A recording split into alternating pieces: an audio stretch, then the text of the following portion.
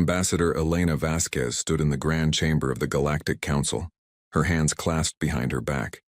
The circular room stretched high above her, filled with beings from across the galaxy. Some had scales, others had fur, and a few seemed to be made of living crystal. All of them were looking at her with what she could only describe as pity. Ambassador Vasquez, High Counselor Thexitar said from his elevated platform. His reptilian features showed no emotion, but his voice carried a tone of finality. The Council has heard your request for military assistance. We have made our decision. Elena felt her heart sink, but she kept her face neutral. She had been Earth's representative to the Galactic Council for 5 years now. In that time, she had learned to read the room. This was not going to go well. The Kraylan Empire has issued a legitimate territorial claim, Thextar continued. While we understand your people have settled those 3 worlds, the Kraylans discovered them first according to ancient star charts. The Council recommends you negotiate a peaceful transfer of the colonies. Negotiate? Elena's voice was calm, but inside she was burning with anger. High Counselor, the Kraylans are demanding we abandon 3 worlds where 15 million humans live. They've given us 48 hours. That's not negotiation. That's an ultimatum. A massive creature that looked like a floating jellyfish spoke up from the left side of the chamber. Ambassador, your species is new to the galaxy. You must understand that the Kraylans are a warrior race.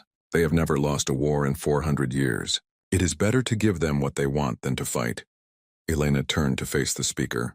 Counselor Veshina, are you saying the Council will not help us defend our own people? We are saying, Thextar interrupted, that violence is not the answer. Humanity has been part of this Council for 23 years. In that time, you have shown remarkable skills in art, culture, and diplomacy. You are a soft species, Ambassador.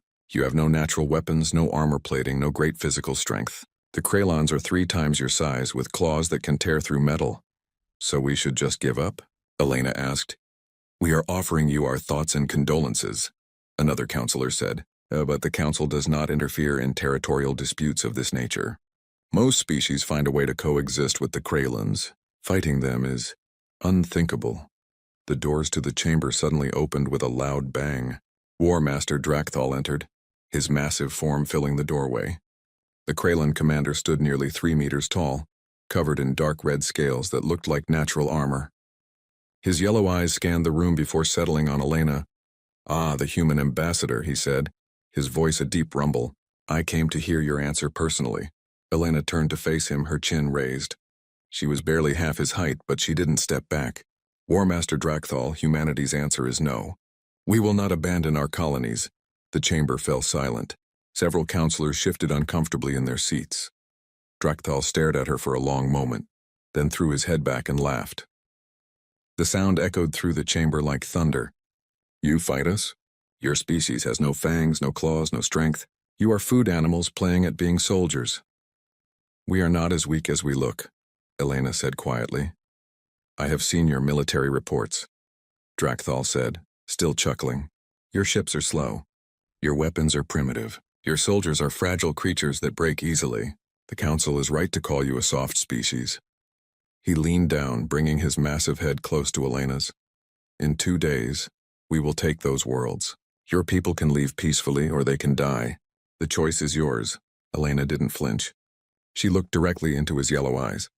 Then I suppose you'll learn something about humans that the Council doesn't know. And what is that? Drakthal asked, amused. We don't like bullies. Drakthal laughed again and turned to leave.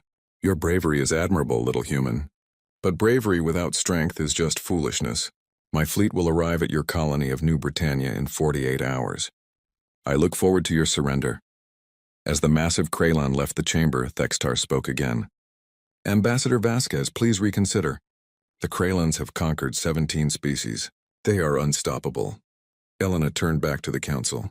High Counselor, I have a question. In the 400 years the Kraylans have been conquering worlds, has anyone ever fought back? Really fought back? Thextar seemed confused by the question. Most species engage in some defensive battles, yes. But the Kraylans always win. That's not what I asked, Elena pressed. Has anyone fought a total war against them? Has anyone made them bleed for every inch of ground? Has anyone made them afraid? Afraid? Veshina's voice was shocked. Ambassador, war in the galaxy is a civilized affair. We have rules. We have honor. You have rules, Elena interrupted. We have history. 4,000 years of human history is filled with one thing: war. We fought ourselves for so long that we got very, very good at it. Maybe too good. She looked around the chamber at all the alien faces. The Kralins think we're soft because we don't have claws or armor. But humanity learned long ago that the deadliest weapon isn't the one you're born with. It's the one you build. She pulled out a small communication device and pressed a button. This is Ambassador Vasquez. I'm returning to Earth immediately. Inform Admiral Kovac to implement Protocol Omega. Ambassador, Thextar said urgently. What is Protocol Omega? Elena looked at him with an expression that made several counselors lean back in their seats. It wasn't anger. It wasn't fear. It was something they had never seen from a human before. Cold determination. It's what happens when you back a peaceful species into a corner, she said quietly. The council wanted us to be diplomats. We tried. But if the Kralins want war, then war is what they'll get. Not the civilized kind you're used to. Real war. Human war. You cannot win, Thextar said. Maybe not, Elena admitted. But I promise you this, High Counselor. If we go down, we're taking them with us. And every species in this galaxy will learn a very important lesson about humanity. What lesson? Veshna asked. Elena walked toward the exit, her footsteps echoing in the silent chamber. At the door, she turned back one last time. That we may be soft on the outside, but when you push us, you'll find something very hard underneath. The Kralins wanted a fight. They're about to discover what happens when you pick a fight with a species that spent 10,000 years fighting itself. She left the chamber, leaving behind a council that suddenly wasn't sure about anything anymore. Back on Earth, in the United Earth Federation headquarters, Admiral Kovac received the message. He looked at his command staff, all of them waiting for orders. Gentlemen and ladies, he said, his voice steady. The Kralins are coming. The council won't help us, so we do this ourselves. He pressed a button on his console. Begin Operation Retaliation. Show them what humans do when threatened. The staff began moving immediately, pulling up battle plans that had been prepared for years. Plans the council had never seen. Plans that would change the galaxy forever. War was coming, and the galaxy had no idea what humanity was capable of. War Master Drakthal sat in his command chair aboard the battleship Crimson Fang, watching the view screen with satisfaction. 47 Kralin warships moved through space in perfect formation, their hulls gleaming red and black under the light of distant stars. It was an impressive sight, one that had made countless species surrender before a single shot was fired. We are approaching the human colony of New Britannia, his tactical officer reported. The planet is within weapons range. Any response from the humans? Drakthal asked. Nothing, War Master. No communications. No defensive formations. Their orbital stations are active, but they have made no aggressive moves. Drakthal nodded. This was how it always went. The prey species saw his fleet and realized the fight was already over. Soon the human colony administrator would appear on his screen, begging for mercy, offering surrender. Open a channel to the planet, he ordered. The communications officer worked for a moment, then shook his head. War Master, they are not accepting our hails. Not accepting? Drakthal frowned. That was unusual. Then target their primary city with a warning shot. A single plasma bolt near their capital building. Let them see our power. The weapons officer locked onto the target and fired. A brilliant streak of superheated plasma shot toward the planet. Drakthal watched, waiting for the expected result. The plasma bolt never reached the surface. A beam of intense light shot up from the planet's surface, intercepting the bolt and dissipating it in a flash of energy. What was that? Drakthal demanded. Analysis shows it was a high-energy laser, War Master. But the power level, it's far beyond what our intelligence report suggested the humans possessed. Before Drakthal could respond, alarms began blaring throughout the ship. War Master. Multiple contacts. They were hiding in the asteroid field. The view screen changed to show tactical data. 20 human ships, much smaller than the Kralin vessels, were emerging from the nearby asteroid belt. They had been sitting there waiting, completely hidden from Kralin sensors. How did we not detect them? Drakthal roared. They appear to have been running completely silent, War Master. No power signatures, no heat emissions. They were drifting like dead rocks. Drakthal watched as the human ships suddenly came to life, their engines burning bright. But they didn't move forward in formation like proper warships. Instead, they scattered in all directions, moving in chaotic, unpredictable patterns. "All ships engage the enemy," Drakthal commanded. "Show these humans how real warriors fight." The Kraylan fleet moved to intercept, their massive ships turning ponderously. The humans were faster, much faster than the intelligence reports had indicated. They darted between the Kraylan vessels like insects, too quick to track properly. Then the humans opened fire. It wasn't like any battle Drakthal had ever seen. There were no formal challenges, no honorable exchanges of fire between matched opponents. The humans simply attacked whoever was closest, firing weapons and then immediately running away before the Kraylans could return fire. "Cowards," Drakthal snarled. "They won't even stand and fight." But cowardly or not, it was effective. One of his ships, the Bone Crusher, suddenly went dark as a human vessel shot past it at incredible speed. "Bone Crusher, report. War Master, we've been hit by some kind of kinetic projectile. It punched straight through our shields and into our engine core. We're losing power." "Kinetic projectiles?" Drakthal was confused. Who used simple metal slugs in space combat? But he quickly realized the problem. The Kraylan shields were designed to stop energy weapons. A physical object moving at tremendous speed went through them like they weren't even there. More alarms. Another ship was reporting damage. Then another. The humans were using multiple types of weapons, switching between lasers, missiles, and those devastating kinetic rounds. They weren't giving the Kraylans time to adapt their defenses. "War Master, we have mines." The humans seeded the space around the planet with mines. 3 Kraylan ships on the flanks suddenly exploded as they hit the hidden weapons. Drakthal felt something he hadn't experienced in decades of warfare. Confusion. The humans were fighting without any honor, without any rules. They were using every dirty trick imaginable. A small human ship shot directly toward the Crimson Fang. Drakthal smiled.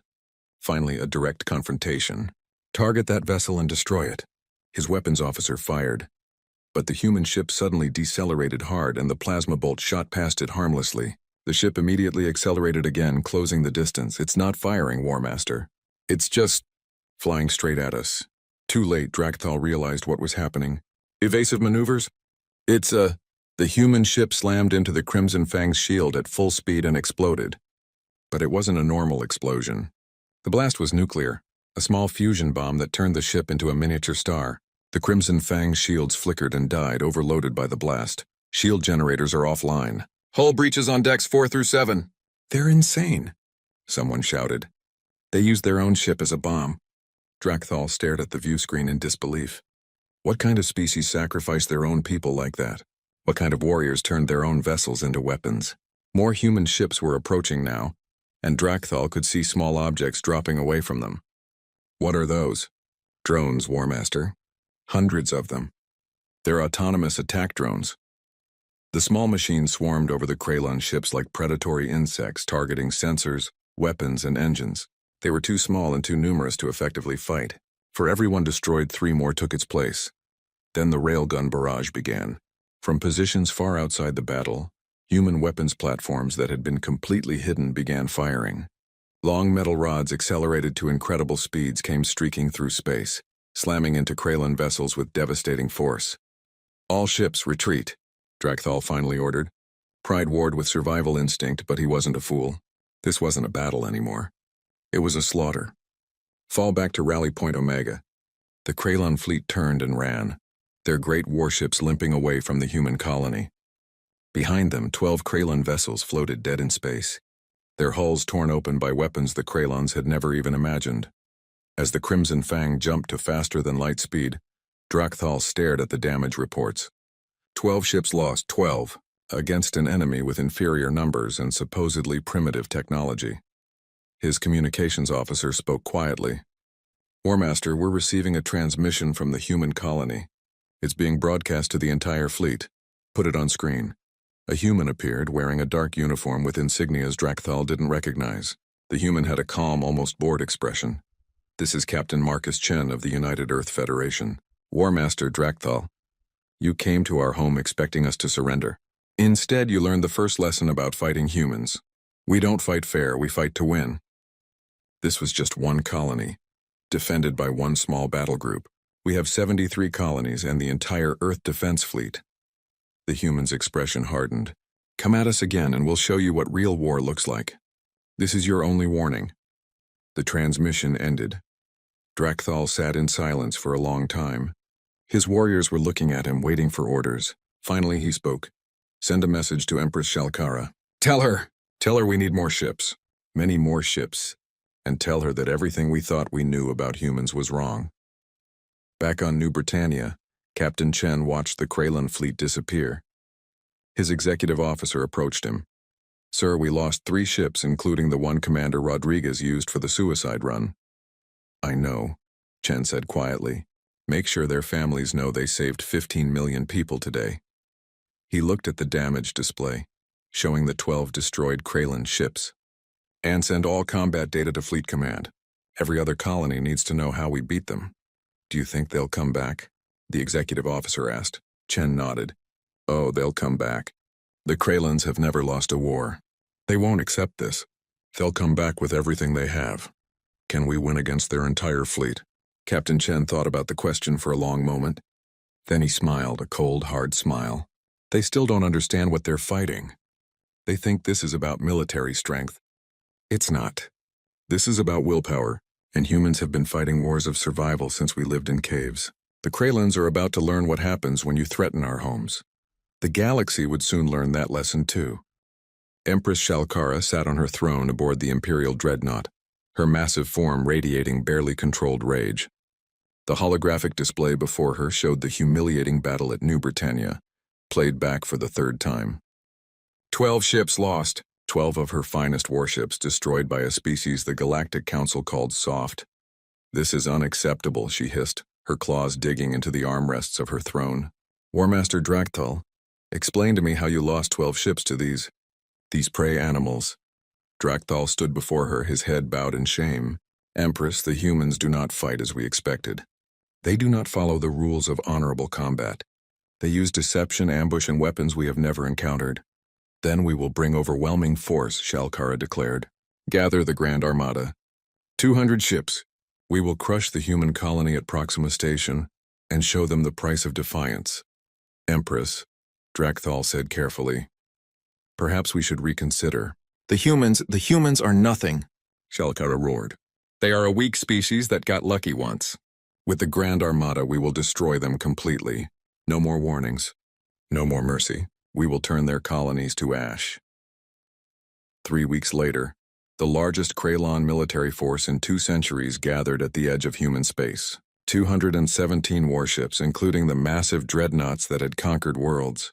Admiral Kovac watched their approach from the command center on Proxima Station, humanity's most important colony outside the Sol system. Admiral, the Kraylan fleet is dropping out of FTL, his tactical officer reported. Confirmed count, 217 vessels. They're forming up at the edge of the system. Are our preparations complete? Kovac asked calmly. Yes, sir. Every defense platform is armed and active. The minefield is deployed. All civilian transports have evacuated, and the special packages are in position. Kovac nodded. He was an older man, his hair gray and his face lined with decades of military service. He had fought in the Mars Independence War, the Titan Rebellion, and countless smaller conflicts. He had seen humanity at its worst and its best, and he knew one thing with absolute certainty. Humans didn't lose when their homes were threatened. Open a channel to the Kraylan fleet, he ordered. Empress Shalkara's face appeared on the screen. Her yellow eyes gleamed with anticipation. Human Admiral, I am Empress Shalkara of the Kraylan Empire. You have 1 hour to surrender Proxima Station unconditionally, or we will destroy every human in this system. Empress, Kovac replied, his voice steady. I need you to understand something. When you attacked New Britannia, you started something you don't fully comprehend. This isn't going to end the way you think. Is that a threat? Shalkara laughed. You have perhaps 50 ships defending this station. We have over 200. Your threats are meaningless. It's not a threat, Kovac said quietly. It's a warning. You can still turn back, go home. Tell your people you changed your mind. There's no shame in choosing peace. The only peace will be after we have conquered your species, Shalkara snarled. 1 hour, human. Then we attack, the transmission ended. Kovac turned to his command staff. Well, we tried. Now we show them what total defense doctrine really means. Give the order, unleash hell. When the Kraylan fleet advanced, they expected resistance. What they got was chaos. The minefield was far more extensive than anything at New Britannia. Thousands of mines, some of them nuclear, created a wall of explosions that destroyed the first wave of Kraylan ships before they even reached weapons range. But the Kraylans pressed forward, using their numbers to push through. Then the defense platforms opened fire. But these weren't normal weapons. The humans had been busy during the 3 weeks since New Britannia. Every platform had been fitted with antimatter warheads, fusion lances, and electromagnetic pulse generators.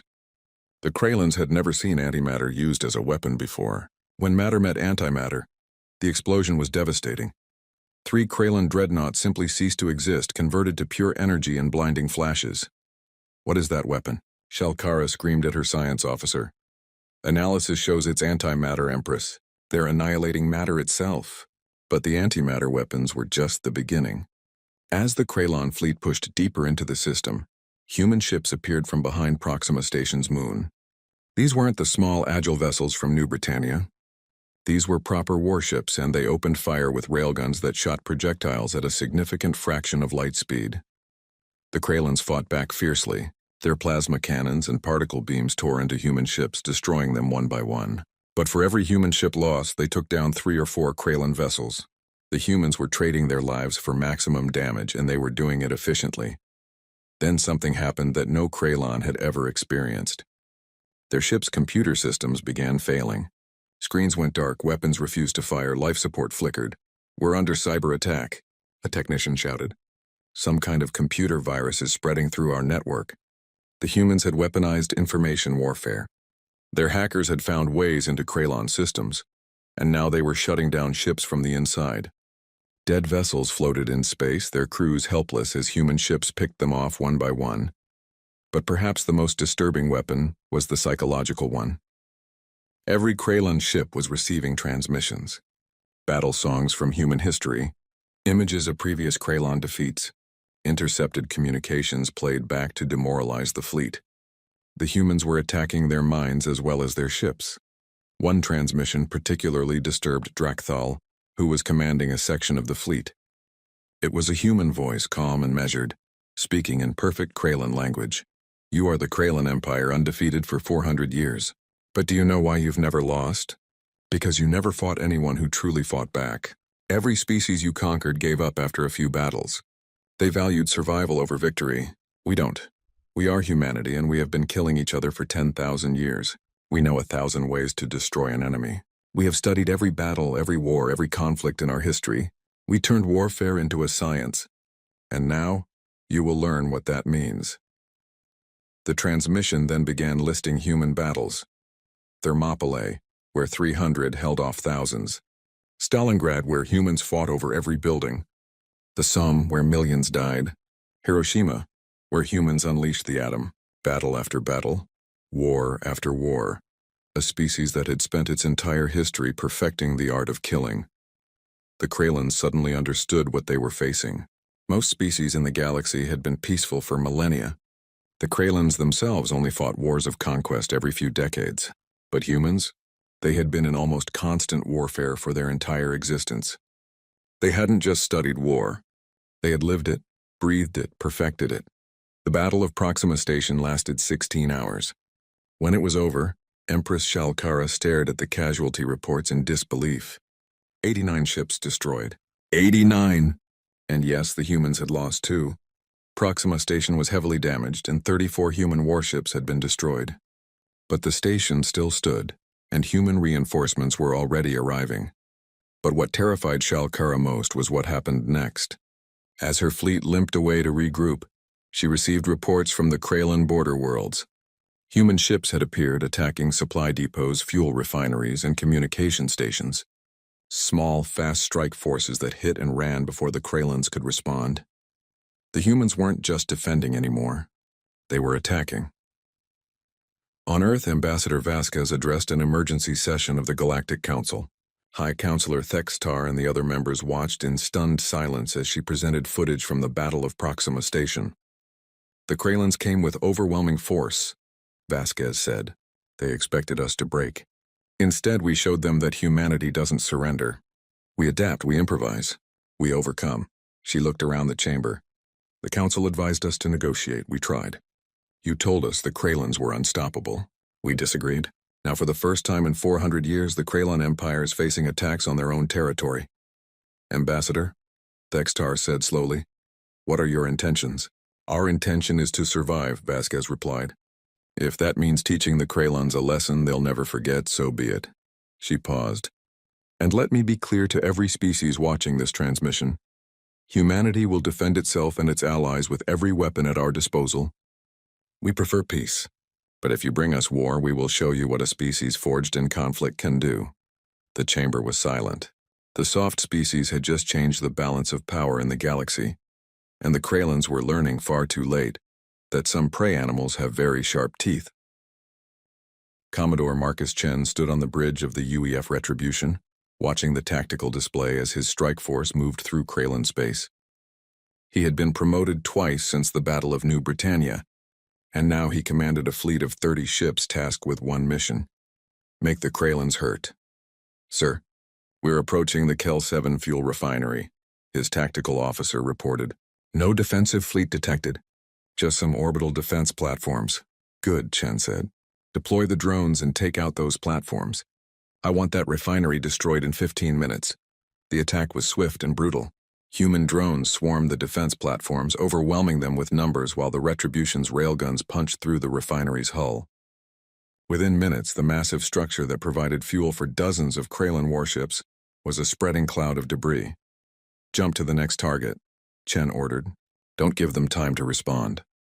This was the new human strategy. Don't fight the Kralin fleet directly. Instead, destroy everything that kept the fleet running. Fuel depots, supply stations, shipyards, communication relays. The humans called it strategic bombing. The Kralins had never seen anything like it. On the Kralin homeworld, War Master Drakthal sat in a strategy meeting with Empress Shalkara and her senior commanders. The mood was grim. They've destroyed 12 supply depots in the last week, one commander reported. Our fleet is running low on fuel and ammunition. We can't maintain offensive operations if we have to protect our supply lines. Then hunt them down, Shalkara roared. Send our fastest ships after these human raiders. We've tried, Empress, Drakthal said quietly. Every time we dispatch ships to intercept them, the humans are gone before we arrive. They strike and disappear, and when we do catch them, they fight with such ferocity that we lose more ships than we can afford. He pulled up a tactical display showing the latest engagement. This was yesterday at the Tharkun shipyards. A human strike force of only 12 ships attacked. We had 30 ships defending. We destroyed 5 of their vessels, but they still managed to destroy the entire shipyard before escaping. They lost nearly half their force, but they considered it an acceptable price. Acceptable? Shalkara's voice was incredulous. What kind of species considers losing half their force acceptable? One that values the mission more than individual survival, Drakthal replied. Empress, I have studied the humans since New Britannia. I've watched all their historical battle records we could obtain. They have a concept they call total war. It means using every resource, every tactic, every weapon to destroy the enemy's ability to fight. They don't just want to win battles. They want to make it impossible for us to continue the war. Another commander spoke up. We're also facing problems on the home front, Empress. The humans have blockaded 3 of our colony worlds. They're not attacking the planets, but they're preventing supply ships from reaching them. Our colonies are running out of food and medicine. This is not warfare. Shalkara slammed her fist on the table. This is terrorism. Where is the honor? Where is the dignity? They fight like cowards. They fight to win, Drakthal said. That's all that matters to them. Across the galaxy in the Galactic Council chambers, High Counselor Thextar was meeting with Ambassador Vasquez. The atmosphere was tense. Ambassador, the Council is concerned, Thextar said carefully. Your military operations against the Kralins are becoming quite extensive. We're defending ourselves, Vasquez replied. The Kralins declared war on us, remember? Yes, but Thextar struggled to find the right words. You're not just defending. You're attacking their infrastructure. You're blockading their colonies. This is unprecedented. So was attacking our colonies with 200 ships, Vasquez said calmly. Counselor, you told us we couldn't win against the Kralins.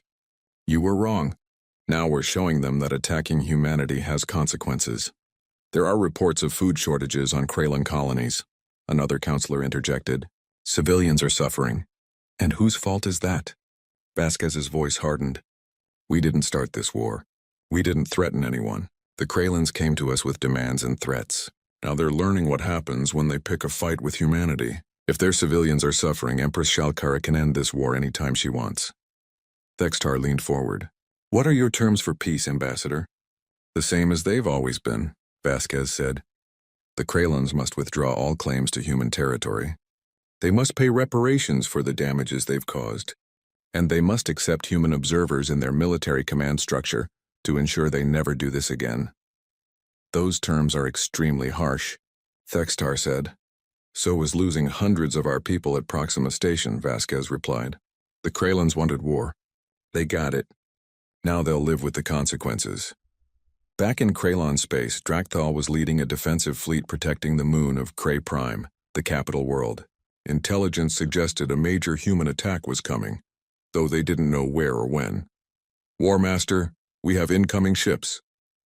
The sensor officer suddenly shouted. 30 human vessels approaching at high speed. Drakthal felt his blood run cold. 30 ships. That was Commodore Chen's strike force. They had destroyed more Kralin infrastructure than any other human unit. All ships battle stations, Drakthal ordered. Deploy defensive formations. Protect the orbital facilities at all costs. The human ships came in fast, their weapons already firing. But something was different this time. They weren't trying to hit and run. They were committing to a full battle. They're targeting our command ship, someone shouted. Drakthal watched as Chen's flagship, the Retribution, came straight at him. This was personal now. Two warriors who had faced each other across multiple battles were finally meeting head-on. The battle was fierce. Drakthal's fleet outnumbered the humans 2-1, and this time they had been prepared for human tactics. The Kralins fought well, using their superior numbers to surround the human vessels. But the humans fought with a desperation and skill that Drakthal had to admire, even as he tried to destroy them. Every human ship seemed to know exactly where to be, exactly when to fire. They moved like a single organism, covering each other's weaknesses and exploiting every Kralin mistake. Chen's voice suddenly broadcast across all frequencies. War Master Drakthal, this is Commodore Chen. I wanted you to see this. See what, human? Drakthal demanded. Behind you. Drakthal spun to look at the rear tactical display. His blood froze. While he had been focused on Chen's strike force, 30 more human ships had emerged from FTL right on top of the orbital facilities they were supposed to protect. It was a diversion, Drakthal whispered. The entire attack was a diversion. The second human force tore through the orbital infrastructure like wolves through sheep. Manufacturing plants, supply depots, shipyards, all of them exploded in rapid succession. The moon's defenses were completely unprepared for an attack from that direction. All ships protect the facilities, Drakthal ordered, but it was too late. By the time his fleet could disengage from Chen's force and turn around, the damage was done. The moon of Kray Prime, visible from the Kralon homeworld itself, was now a graveyard of burning installations. As the human forces retreated, Chen sent one final transmission. War Master, you're a good warrior. Your people fight with honor, but honor isn't enough. Tell your Empress that if she doesn't surrender soon, the next strike won't be on your moon. It will be on Kray Prime itself, and we have weapons you haven't seen yet. Weapons we pray we never have to use. End this war. Drakthal sat in his command chair, staring at the destruction. Around him, his officers were silent. They had just witnessed human forces strike at the heart of Kralon space, within sight of their homeworld. The psychological impact was devastating. For the first time in 400 years, the Kralon Empire was afraid. On Kray Prime, riots broke out in the streets. Citizens demanded to know why their mighty military couldn't stop the humans. Food shortages were causing unrest. The blockaded colonies were crying out for help. And every day more news came of human attacks. More Kralin ships lost, more facilities destroyed. Empress Shalkara sat alone in her throne room, watching reports from across her empire. Her military commanders were telling her they needed to negotiate. Her civilian advisors were warning of economic collapse. Her intelligence officers were showing her data that proved the humans had barely begun to use their full military capacity. War Master Drakthal entered the throne room, his posture showing defeat. Empress, he said quietly, I must tell you something difficult. We cannot win this war. Shalkara looked at him with tired eyes. Explain. The humans don't fight for glory or conquest, Drakthal said. They fight for survival. And a species fighting for survival will use every weapon, every tactic, every advantage they have. We fight with honor. They fight to win. And in the end, winning is all that matters. He paused. If we continue, they will destroy us. Maybe not in one battle, but slowly, methodically, they will tear apart everything we've built. We must surrender. The mighty Kraylan Empress, ruler of an empire that had never lost a war, bowed her head. Contact the human ambassador, she whispered. Tell her we wish to negotiate. The conference room on the neutral station of Haven 7 was silent, as the two delegations faced each other across a long table. On one side sat Empress Shalkara, War Master Drakthal, and the Kraylan Diplomatic Corps. On the other side, Ambassador Elena Vasquez, Admiral Kovac, and Commodore Marcus Chen represented humanity. High Counselor Thextar stood at the head of the table, serving as mediator. His reptilian features showed relief that this war was finally ending, but also confusion about how it had ended this way. Empress Shalkara, Thextar began, you have requested this peace negotiation. Please state your terms. Shalkara's voice was heavy with defeat. The Kraylan Empire withdraws all territorial claims on human worlds. We will cease all military operations immediately. We ask only that the humans do the same and allow our blockaded colonies to receive humanitarian aid. Vasquez nodded slowly. We can agree to that, but there are additional terms. The Kraylans must pay reparations for the damages caused during this war. You must reduce your military fleet by 40%, and you will accept human military observers for the next 10 years to ensure compliance. Those terms are harsh, Shalkara said. So was attacking our colonies with overwhelming force, Vasquez replied calmly. You started this war expecting an easy victory. You got something very different. These are the consequences, Drakthal spoke up. We accept the terms. All of them. Shalkara looked at her War Master in surprise, but he met her gaze steadily. Empress, we lost. Continuing to fight will only destroy us completely. The humans have shown restraint by not attacking Kray Prime itself. We should be grateful for that mercy. Mercy? Shalkara said bitterly. Is that what you call it? Yes, Chen said, speaking for the first time. Because we could have destroyed your homeworld, Empress. We had weapons positioned to do exactly that. Nuclear weapons, antimatter bombs, kinetic strikes from orbit. We could have killed billions of your people, but we didn't. The room went completely silent. Even Thextar looked shocked. Chen continued, his voice calm but firm. You see, that's the difference between us and you. You fight for conquest and glory. We fight to protect our homes. When our homes are safe, we stop fighting. We don't need to humiliate you or destroy your civilization. We just need you to leave us alone. Drakthal studied the human Commodore for a long moment. May I ask you a question, Commodore Chen? Of course. Yeah, how did you do it? How did a species with no natural weapons, no great physical strength become so effective at war? Chen was quiet for a moment, considering his answer. Because we had to. Empress War Master, you said we have no claws or armor. That's true. But what we do have is intelligence and creativity. When our ancestors were weak, they built weapons. When they faced enemies, they developed tactics. When they went to war, they studied every battle to learn how to fight better next time. He pulled up a holographic display showing Earth's history. For 10,000 years, we fought each other. Tribe against tribe, nation against nation, ideology against ideology. We fought with sticks and stones, then swords and spears, then guns and bombs, then nuclear weapons and beyond. Every generation of humans learned from the previous one's wars. We turned warfare into a science and art, a terrible necessity. The display showed battle after battle, war after war. The Kraylans watched in growing horror as the sheer scale of human conflict became clear. We didn't want to be good at war, Chen said quietly. We had to be, or we would have gone extinct. So we studied. We practiced. We remembered. Every battle, every tactic, every strategy. We wrote it all down and taught it to the next generation. By the time we reached space, we had 10,000 years of military knowledge. When you attacked us, you weren't just fighting the United Earth Federation. You were fighting the accumulated wisdom of every human warrior who ever lived. Drakthal nodded slowly. I understand now. We were warriors who fought occasionally. You are a species of warriors who learned to live in peace. But the knowledge never left you.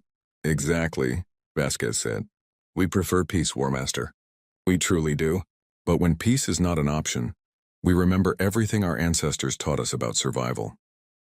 The treaty was signed an hour later. The Kralon Empire agreed to all human terms. The blockades were lifted, allowing humanitarian aid to reach Kralon colonies.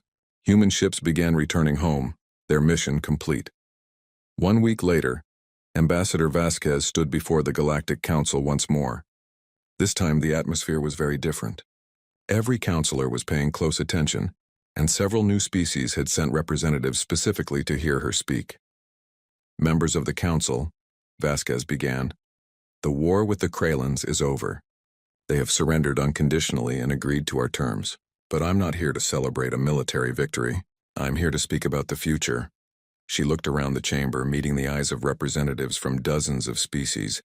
When the Kralons threatened us, we asked this council for help. You refused. You told us we were a soft species that couldn't possibly win a war against a military superpower. You were wrong. But I don't blame you for that mistake. You judged us based on our appearance, our culture, our peaceful nature. You didn't know what we were capable of because we had never needed to show you. Thextar shifted uncomfortably in his seat. Now you know, Vasquez continued. Humanity can fight. We can fight very well. But that's not the lesson I want you to learn today. She paused, her voice becoming firm. The lesson is this: never threaten humanity or its allies. If you do, we will defend ourselves with every weapon and every tactic we possess. But if you come to us in peace, if you offer friendship and cooperation, you will find no more loyal ally in the galaxy. A counselor from a small, relatively weak species raised a tentative hand.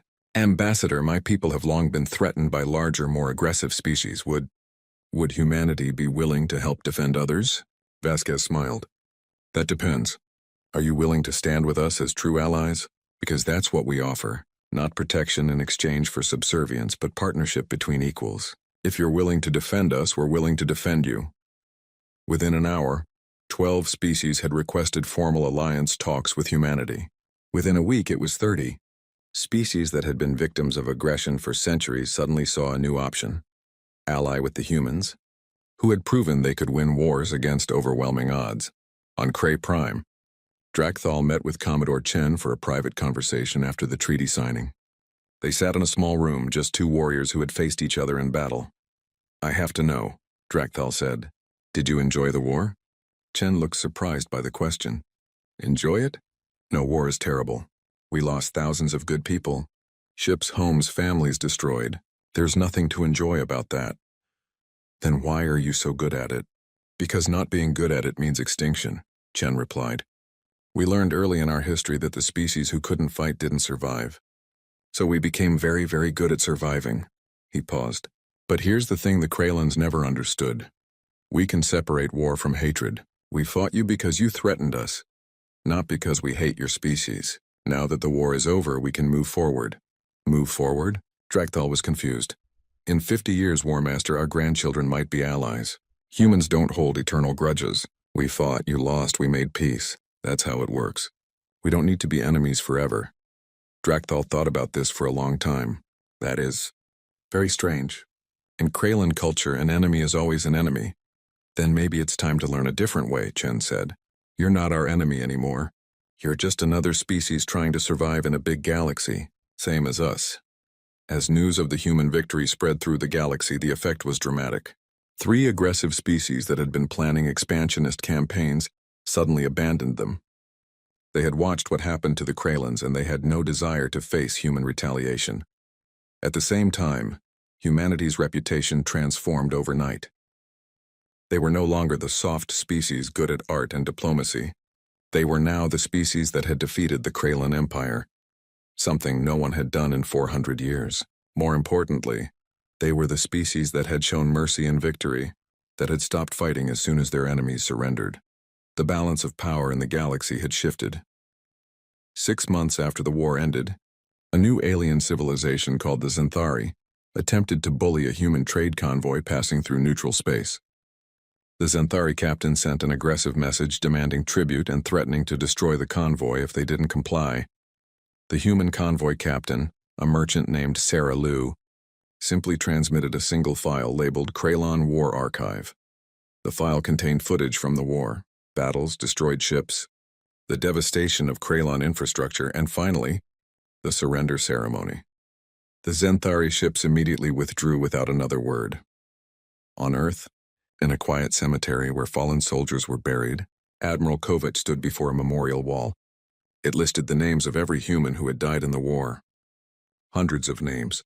Good people who had given their lives to protect their species.